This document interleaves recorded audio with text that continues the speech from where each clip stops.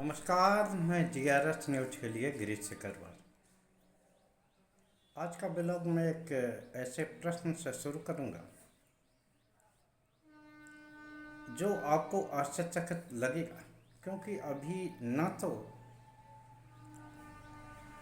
गुजरात में ही विधानसभा के चुनाव होने और न ही अभी हाल फिलहाल उत्तर प्रदेश में विधानसभा के चुनाव होने, लेकिन जिस तरह से गुजरात और उत्तर प्रदेश में भारतीय जनता पार्टी रणनीति बना रही है। कल देश के प्रधानमंत्री ने वहाँ 3 रोड शो किए, बड़ोदरा, दाहोद, और आज भी उनका गुजरात का ही दौरा है। ये दर्शाने को काफ़ी है कि भारतीय जनता पार्टी आगामी चुनाव के मद्देनज़र कुछ भी कमी नहीं छोड़ना चाहती। आप सभी लोग जानते हैं किस प्रकार 2024 के लोकसभा चुनाव के परिणाम जब भारतीय जनता पार्टी की, या यूँ कह लीजिए कि मोदी सरकार के पक्ष में नहीं रहे, लिहाजा वो इस चुनाव में, आगामी विधानसभा चुनाव में कोई कोर कसर नहीं छोड़ना चाहते। सूत्रों के अनुसार हाल ही में 3-4 राज्यों के मुख्यमंत्रियों को बदला जा सकता है, जैसे कि उत्तराखंड के मुख्यमंत्री को बदला जाएगा। राजस्थान के भी मुख्यमंत्री की विदाई किसी भी क्षण हो सकती है, और मध्य प्रदेश में भी मोहन यादव कुछ करने के लिए सक्षम नहीं दिख रहे। महाराष्ट्र में तो हालांकि बुरी स्थिति चल रही है, जहां की एनडीए सहयोगी ही एक दूसरे पे बार पलटवार करते। लेकिन आज मैं बात गुजरात की इसलिए कहूँगा कि आखिर देश के प्रधानमंत्री, जिन्होंने महाराष्ट्र चुनाव के दौरान ही कई कंपनियों को गुजरात भिजवाया ताकि वहाँ सब कुछ ठीक रहे, तमाम कंपनियां जो अन्य प्रदेशों में लगनी थी उन्हें गुजरात भेजाया ताकि उन्हें आगामी चुनाव में कोई तकलीफ न हो। लेकिन अगर प्रधानमंत्री, जो कि उनका गृह राज्य है गुजरात, वहाँ भी अगर प्रधानमंत्री को जगह जगह रोड शो निकालने पड़े और उस रोड शो में स्वागत करने के कतार में और सोफिया के परिवार को भी खड़ा करने पर, कि जिसको लेकर भारतीय जनता पार्टी के नेताओं ने किस प्रकार के बयान दिए, तो ये महसूस होता है कि गुजरात में भी जो पार्टी की हालत है उसको लेकर देश के प्रधानमंत्री अभी से अपने कील गांठों को दुरुस्त करना चाहते हैं। उत्तर प्रदेश में भी 2027 में चुनाव है, और जो हमारे अंदरूनी सूत्र जानकारी दे रहे कि कम से कम इस बार 250 विधायकों में से कम 100 के करीब विधायकों के टिकट बदले जाएंगे। देखना ये है, मुख्यमंत्री योगी आदित्यनाथ ने भी इस बात पर सहमति दी। देखना यह है कि क्या केंद्रीय नेतृत्व योगी आदित्यनाथ की बात को मानेगा।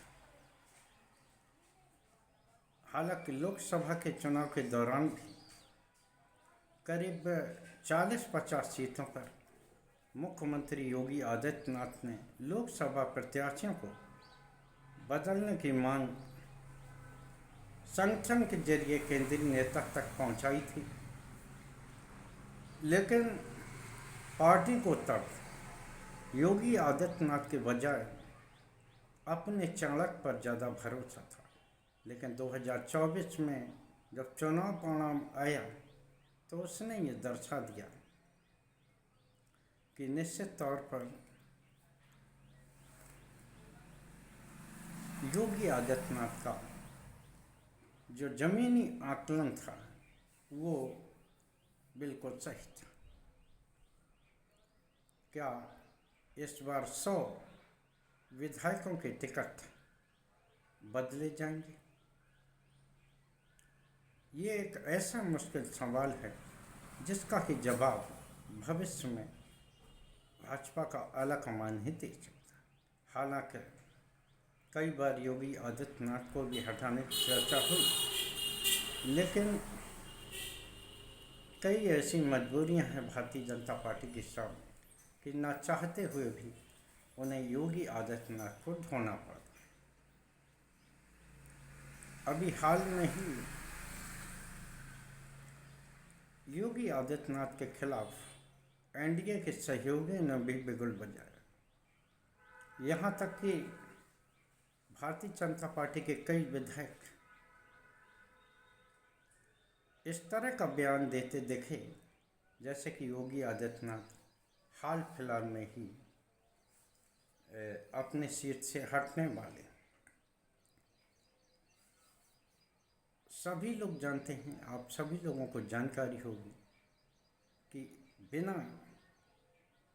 दिल्ली के आदेश से ये विधायक ऐसा तो नहीं कर सकते। आपने देखा होगा जिस कि उत्तर प्रदेश में सर्वाधिक गुटबाजी पार्टी के अंदर है। यहाँ तक कि यहाँ की नौकरशाही भी कई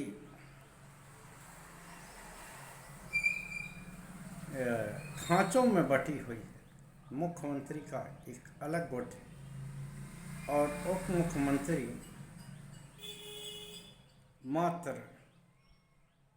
योगी आदित्यनाथ को अस्थिर करने के लिए ही लाई गई हैं और अन्य मंत्री भी हैं जो कि सहयोगी कोटे से आते हैं, उनको भी आशीर्वाद बीजेपी के नेतृत्व का रहता है कि वो योगी आदित्यनाथ को उत्तर प्रदेश में ही फंसा करे।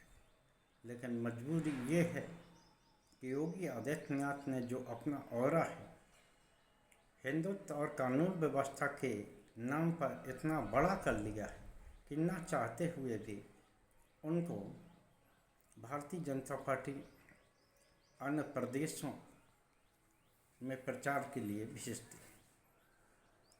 क्या आगामी चुनाव में योगी आदित्यनाथ को फ्री हैंड दिया जाएगा या केंद्रीय नेतृत्व इसी प्रकार योगी आदित्यनाथ को हैरान करते हुए और परेशान करते हुए अपना कार्यकाल योगी आदित्यनाथ का पूरा करे? जिस प्रकार से माननीय न्यायालय में कई बार उत्तर प्रदेश सरकार को फटकार, सर्वाधिक फटकार बुलडोजर संस्कृत को लेकर। हाल में ही सिद्धार्थनगर जिले में करीब 40 मदरसों को गिराई जाने, एक दरगाह की तोड़फोड़ करने को लेकर भी उत्तर प्रदेश सरकार कटघरे में खड़ी। हालांकि वक्फ संशोधन बिल जिसकी सुनवाई माने उच्चतम न्यायालय में पूरी हो चुकी है और एक आध हफ्ते में उसका फाइनली आदेश भी आने वाला है, लेकिन जिस तरह से उत्तर प्रदेश में बुलडोजर संस्कृत चल रही है, यहाँ तक कि न्यायालय के रोक के बावजूद जिस प्रकार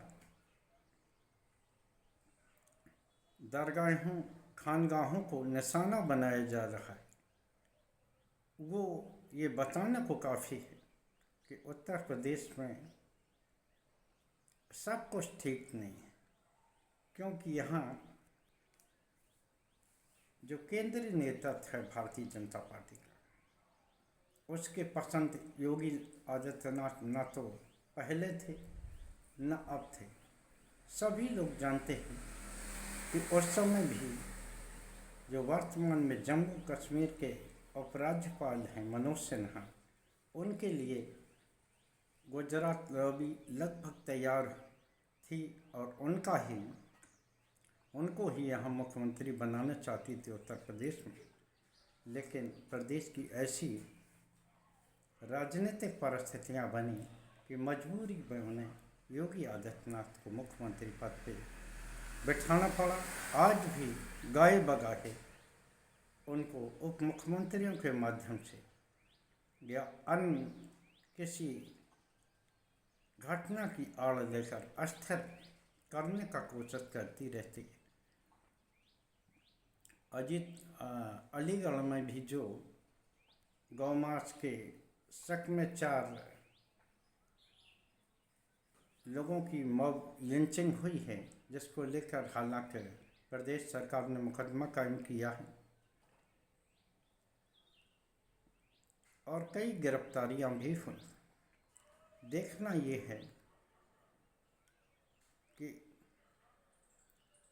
दिल्ली दरबार योगी आदित्यनाथ की छप खराब करने के लिए आखिर किस स्तर तक नीचे उतरता है। क्या फिर यहाँ से एक प्रश्न होता है, क्या योगी आदित्यनाथ को आगामी चुनाव में फ्री हैंड दिया जाएगा, या अन्य जो मैंने प्रदेश बताए राजस्थान, मध्य प्रदेश, उत्तराखंड, इन राज्यों के साथ ही योगी आदित्यनाथ की भी विदाई हो जाएगी। ये प्रश्न मैं आप सभी सुधी दर्शकों पर छोड़ता हूँ। आपसे फिर एक बार निवेदन है कि आप हमारी वीडियो को के लिए नोटिफिकेशन का इंतज़ार न करें, क्योंकि हम रोज़ लगभग एक वीडियो कम से कम आप लोगों के लिए अपलोड करते ही हैं। आप लोगों से निवेदन है कि कृपया हमारे वीडियो को देखें, कमेंट करें, शेयर करें और हो सके तो हमारे चैनल को भी सब्सक्राइब करें। आपका ये छोटा सा सहयोग हमें कंटेंट बनाने में बहुत मदद करेगा। आज के ब्लॉग में बस इतना ही। कल फिर किसी नए मुद्दे पर आपके समक्ष हाजिर होऊंगा। जय हिंद, जय भारत।